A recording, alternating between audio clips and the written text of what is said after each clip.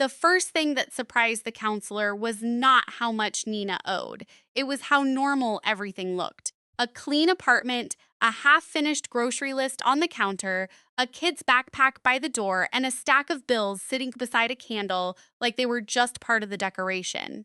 Nina was not careless. She worked at a dental office, packed lunch most days, drove a 10-year-old car, and knew exactly which grocery store had cheaper eggs. But one missed paycheck from reduced hours had turned her whole financial life into a hallway with too many locked doors.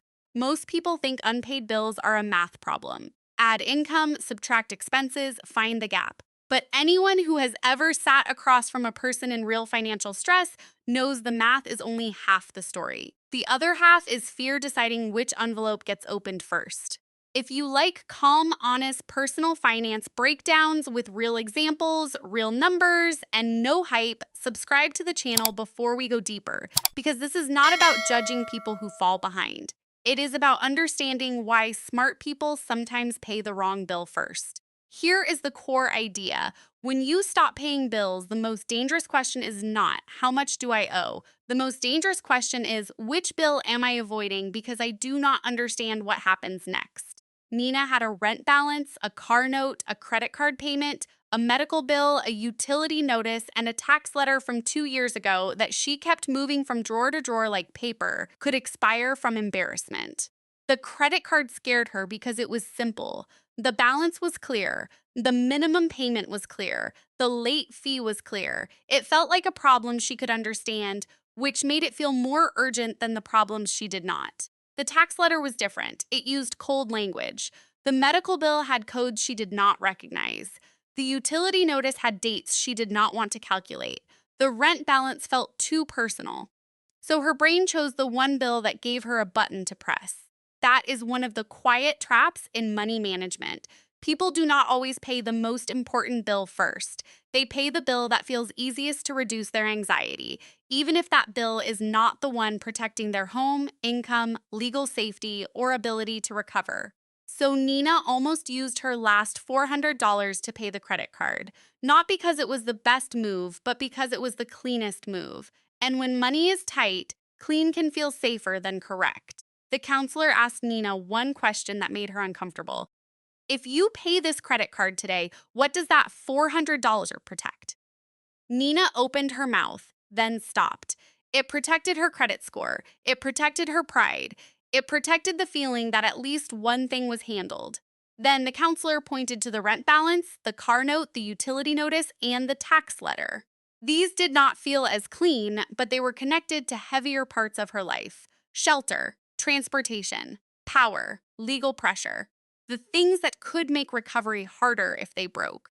That is where unpaid bills get misunderstood. People think the biggest balance is automatically the biggest danger. But a small unpaid utility bill with a shut-off date can matter more this week than a large medical bill that still has room to negotiate. Nina had been treating every bill like it belonged in the same emergency room. But bills do not all bleed at the same speed. Some need immediate attention, some need a phone call, some need paperwork, some need negotiation, some mostly need you not to panic. The thing she thought was true was simple. If I pay the credit card, I am being responsible. The thing that was actually true was harder. If I pay the credit card and leave rent, utilities, transportation, or taxes to get worse, I might be protecting a number while weakening my life. The part she had ignored was the cost of silence. Not paying a bill is one problem. Not calling before the deadline is another. Silence lets systems move without your version of the story. Silence turns options into consequences. After a few months, this is how people get trapped. They are not lazy. They are not stupid. They are not ignoring everything. They are spending money every paycheck, but the money is going toward the bills that give emotional relief instead of the bills that protect stability. Nina realized her debt-free journey would not begin with paying the most dramatic balance. It would begin with sorting danger correctly. The goal was not to look current everywhere. The goal was to stay housed, reachable, insured, employed, and visible to the systems that could hurt her fastest. Comment checklist below and check the pinned comment. I'll leave a free bill priority checklist there so you can sort your bills by real consequence, not fear, and I'll include the private community details for deeper money management breakdowns. Now, the counselor did something that looked almost too simple. She drew 3 columns on a blank page: must protect, must communicate, must negotiate. And for the first time that week, Nina's stack of bills stopped looking like a wall and started looking like a map. In the must protect column, Nina wrote rent, car payment, car insurance, electricity, phone, and basic groceries. It's not because those companies were nicer, not because those bills deserved her loyalty, because those bills were connected to the parts of life that kept her standing. In the must communicate column, she wrote taxes, medical bill, utility company, landlord, and car lender. These were the places where silence could make the next step worse. A phone call might not solve everything, but it could turn a mystery into a timeline. In the must negotiate column, she wrote credit cards, old collections, and the medical balance after she asked for an itemized bill. These bills still mattered, but they were not allowed to take the last dollar before shelter, transportation, utilities, and legal pressure were understood. That sounds simple until you are the one doing it. Nina stared at the credit card balance and still wanted to pay it first. The app was clear. The tax letter was not. The credit card gave her a button. The tax letter gave her dread. Here is the psychological trap. People do not always avoid money because they are irresponsible. They avoid money because unclear consequences feel more frightening than clear pain. A late fee is painful but understandable. A tax notice is confusing, so the brain pushes it away. The counselor told her something that changed the room. Confusion is not the same as danger, but confusion can hide danger. That means the bill you understand least may be the one you need to investigate first, not ignore the longest. Nina called the medical provider and asked for an itemized bill. She called the utility company and asked what date mattered.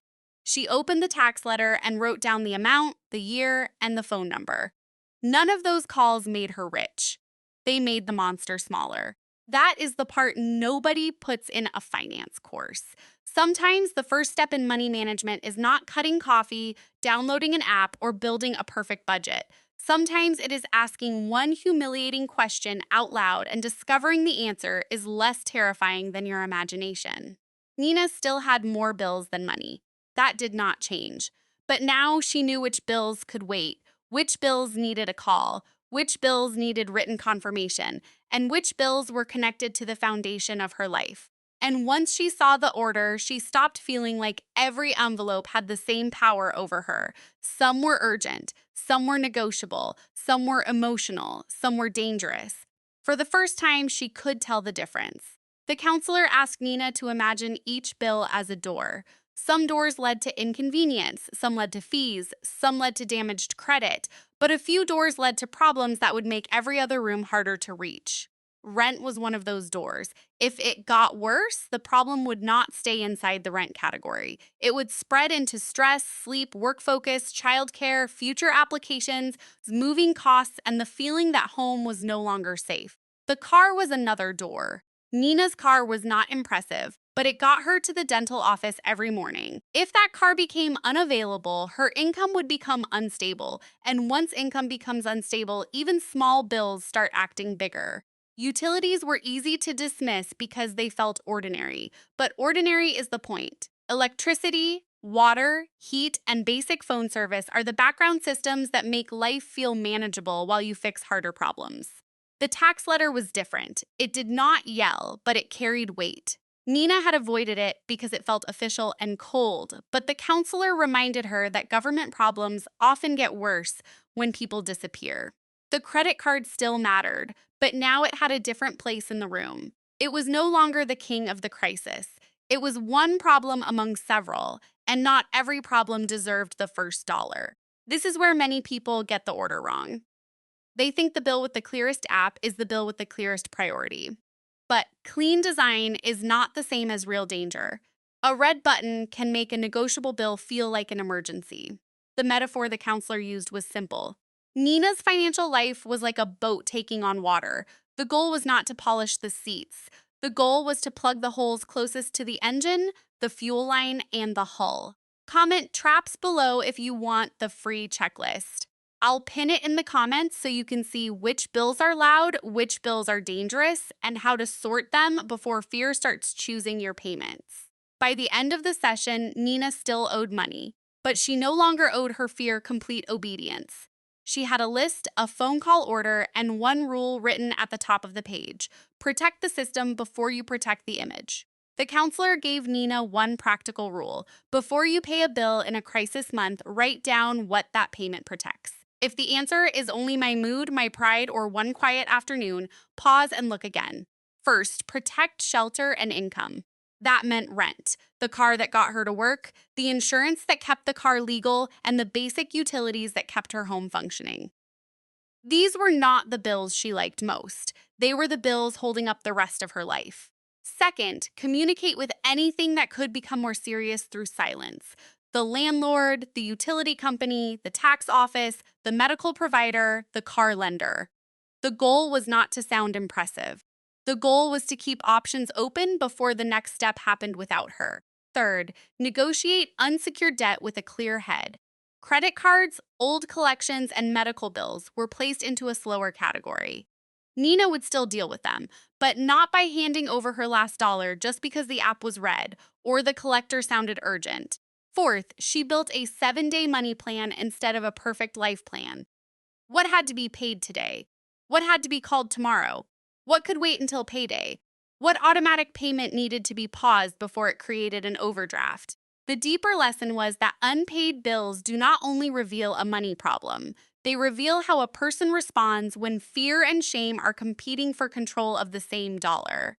Nina's new rule was simple: pay to protect the foundation first, communicate before silence gets expensive, and negotiate the loud bills after the dangerous bills have been understood. So look at your own stack. Which bill are you paying because it is truly urgent, and which bill are you paying because it makes you feel less ashamed? Which envelope have you avoided because it feels confusing, not because it is actually hopeless? Comment checklist below and check the pinned comment. I'll leave the free bill priority checklist there, along with simple cash flow notes and private community details for calm personal finance breakdowns when money feels tight. Nina did not escape the bills that day, but she escaped something almost as important. She escaped the belief that every bill deserved the same fear.